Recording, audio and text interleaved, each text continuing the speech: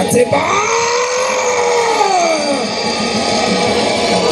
Shalmonika Simba Sports Club tayari anazinduka kutoka usingizini kupitia kwa mkojo wa penalty wa tayari tumebebwa.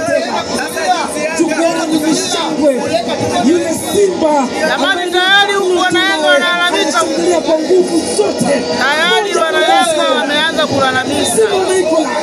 Yaani Yanga wanataka Simba anashinda. Nikiendelea tu jukwani atasema nipe maji kwanza nipate goli. Anachomoa bao kwa Simba Sports Club akifunga goli la 9 kwake msimu wa NBC Premier League. Ateba alipiga sasa stari wao. Boom boom shakalaka boom. Ndani ya kama golikipa amedive lakini wapi?